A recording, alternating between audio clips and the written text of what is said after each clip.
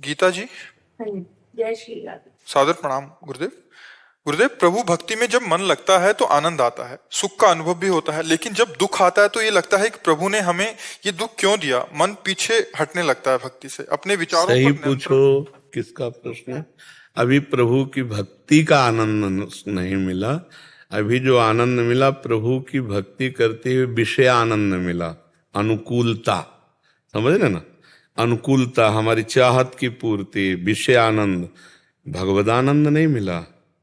जिस दिन भक्ति करते हुए भगवदानंद मिलेगा तो भारी से भारी प्रतिकूलता में भी कृपा का दर्शन होगा। प्रश्न नहीं उठेगा क्यों हमको कष्ट दिया गया। ये वो उपासक बोल रहा है जो ना शुद्ध शरणागत है और ना निरंतर भजन होता है और ना भी उसे भगवदानंद का अनुभव हुआ है। चाहे वो स्त्री हो चाहे वो पुरुष हो, अभी वो विषयानंद का स्वाद ले रहा है, छोटी मोटी भक्ति कर रहा है, अनुकूलता को भगवान की कृपा मानता है, प्रतिकूलता में भगवान से अश्रद्धा या प्रश्नवाचक चिन्ह खड़ा कर देता है। ये अभी कमजोरी भक्ति की है, क्योंकि अनुकूलता और प्रतिकूलता इंद्रिय और शरीर मन को लेकर है।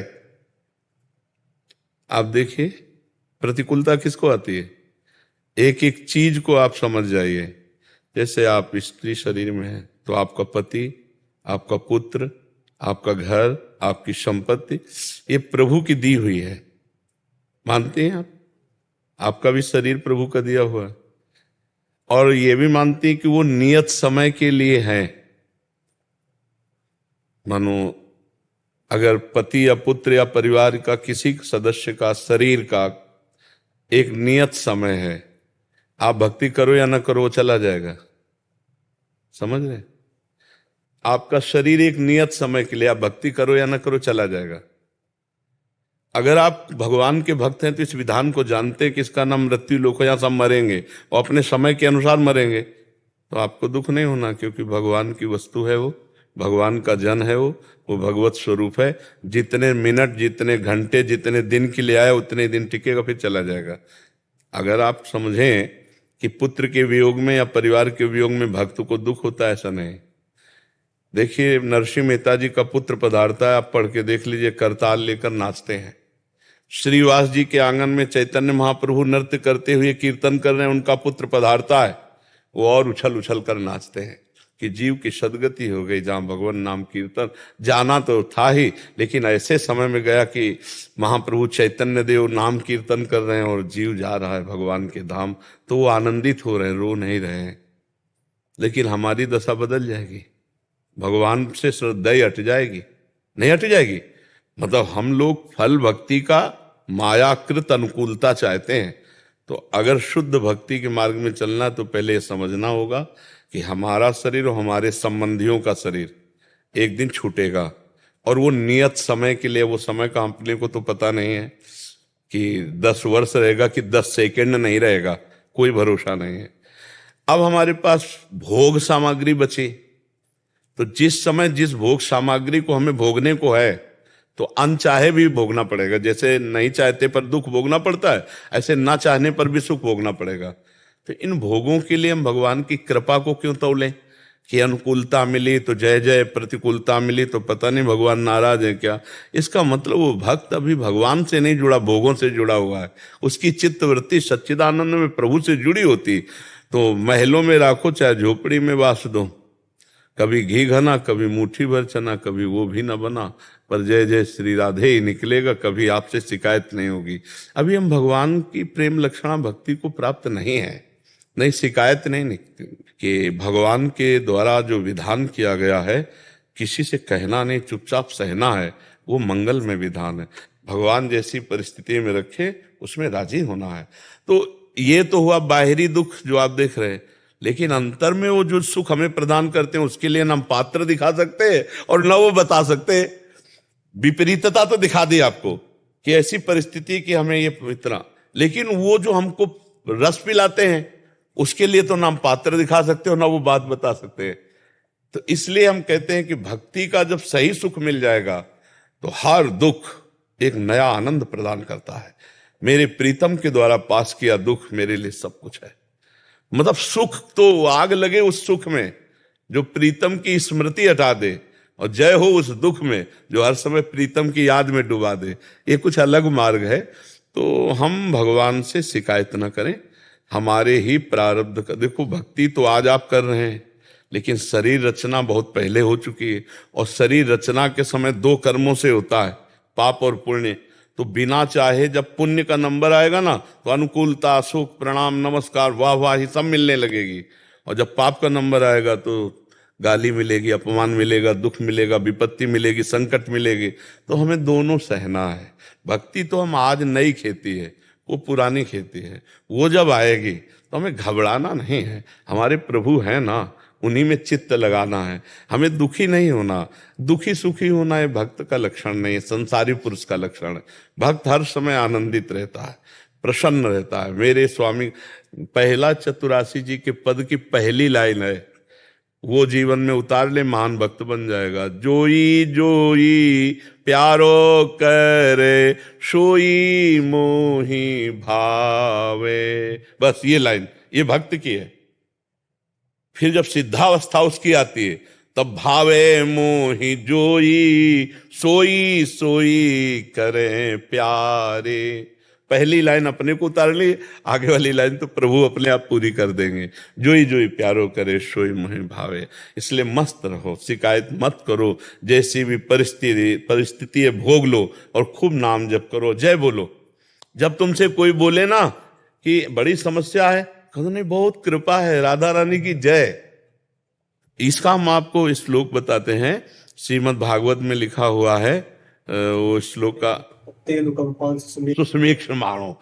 जब हम प्रतिपल भगवान की कृपा का दर्शन करते रहे, जो प्रारब्ध के अनुसार सुख दुख आवे उसे भोग ले, और हर समय भगवान की कृपा मनाते रहे, जय हो भगवान की बड़ी कृपा है। तो बोले वो ऐसे परम पद को प्राप्त हो जाता है जैसे पिता की प्रॉपर्टी पर पुत्र का अधिकार हो जाता है। हर समय कृपा देखना, जय हो भगवान आपकी बड़ी कृपा है, श्री जी की बड़ी कृपा है। बोले पुत्र मर गया, कृपा मना रहे हो? हाँ हाँ, मेरा नहीं था, उनका था, उन्होंने इतने दिनों के लिए सेवा दी थी, अब बुला लिया अपने पास, जय हुआ। पर ये महान भक्त की बात है। साधारण में तो फिर ऐसा लगेगा कि एक ही पुत्र था और उसको भी ले लिया। दोनों तरह के हमने भक्त देखे हैं। एक बहुत अच्छे सुप्रीम कोर्ट के वकील हैं, तो सोचो कितनी संपत्ति होगी, और अकेला लड़का था और पधार गया। तो ऐसे वो बता रहे थे जैसे कोई मतलब गांव की बात हो, क्यों आपका एक ही पुत्र था और ठाकुर जी ने उससे ले लिया, बस अब आशीर्वाद दीजिए कि हर समय भगवान का चिंतन होता रहे। और हंस हंस के बात कर रहे थे। तो हम कहा आपका? बोले जी वो शिष्य है। ऐसे ऐसे बात कर रहे थे मानो कोई दुख नहीं है। क्यों? क्योंकि वो समझ रहे हैं। और एक आए थे तो उन्होंने कहा हमारी अश्रद्धा हो गई है, वो तो केवल हम आपको बताने आए। तुम कहा क्या? बोले हमारा नवीन बच्चा था, हमने कोई अपराध नहीं किया, ना बच्चे ने अपराध किया, भगवान ने उठा लिया। क्यों? हमारी अश्रद्धा हो गई। ये है नास्तिकता की जो अंदर कहीं ना कहीं रेखा थी। अब प्रतिकूलता आई और उसने अपना रूप रख लिया। नहीं भाई, यहां से जाना है, यहां से हमें देखो, भगवान सर्वसमर्थ हैं, लेकिन दशरथ जी की आयु पूरी हो गई, तो भगवान अपनी माताओं को वैधव्य से बचा सकते थे, भगवान ही है, लेकिन नहीं बचाया ना। पधार गए दशरथ जी, राम राम कहते हुए शरीर छोड़ दिया। भगवान जिनके पुत्र हैं तो बचा नहीं सकते थे? अरे कर तुम अकर तुम अन्यथा कर तुम, भगवान है, बचा। लेकिन भगवान वही विधा।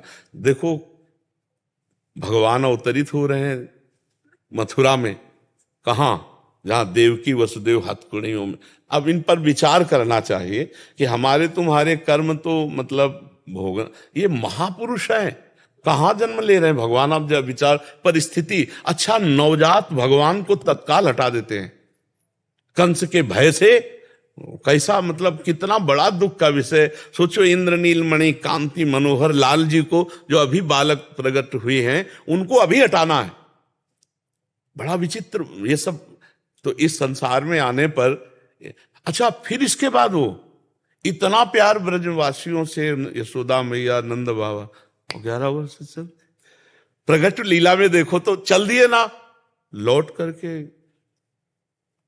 फिर मथुरा से चल दिए तो द्वारिका, और द्वारिका से परम ये दिखाया भगवान ने कि देखो ये मृत्यु लोक की ऐसी लीला है और ये सबको सहना पड़ेगा। इसीलिए अध्यात्म से जुड़कर हम इतने मजबूत बने कि हमें कोई दुख तोड़ ना पावे, कोई मोह, कोई अज्ञान, कोई राग हमें नहीं तो। अच्छा, अब जैसे आपका दिमाग किस निगेटिव भाव में आ गया, कोई रक्षा नहीं करते। देखो इतना देर से हम भजन कर रहे हैं, एक माई थी बोला सब छूट गया हमारा।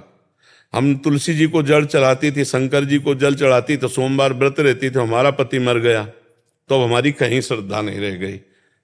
देखो श्रद्धा ना रहना है तुम्हारे अज्ञान की बात है, पति का जाना उसका नियत राइट टाइम है। एक भी श्वास कोई, जैसे आप 50 वर्ष की कमाई में अरबों रुपया कमाया और आप कह दो कि ये अरबों रुपया नाम कर देंगे, एक श्वास बढ़ा दो तो एक श्वास भी आपकी प्लस नहीं होने वाली, पक्का समझो।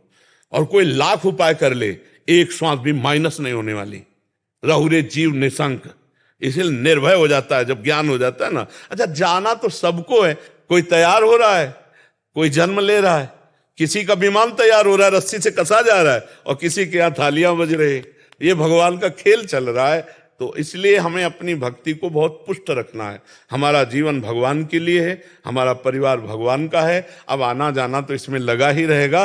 अब हमको अपनी भक्ति नहीं छोड़नी, ये जन्म हमें बर्बाद नहीं करना। अगर इस जन्म में भक्ति कर ले गए तो फिर भगवान की प्राप्ति हो जाएगी। मानव देह भगवान की प्राप्ति के लिए आना जाना है तो लगा। और देखो हम आपको सच्ची बताएं, केवल अज्ञान की बात है, नहीं तो पत्नी का अगर स्वार्थ बिगड़ जाए तो पति की हत्या कर दे, पति का स्वार्थ बिगड़ जाए तो पत्नी की हत्या कर दे, पुत्र का स्वार्थ बिगड़ जाए तो पिता की छाती में चाकू मार के फाड़ दे, और पिता का स्वार्थ बिगड़ जाए तो पुत्र को जहर खवा दे। ये आप सब देख रहे हैं ना चरित्र। और अगर भगवान समय से ले लिए तो तुम्हारी श्रद्धा जा रही हो, तुम ले लेते हो। तुम्हारे स्वार्थ बिगड़ जाए तो आप देखो ना, जरा संसार में फैल के देखो, भाई भाई को ट्रैक्टर से रौंद रहा है,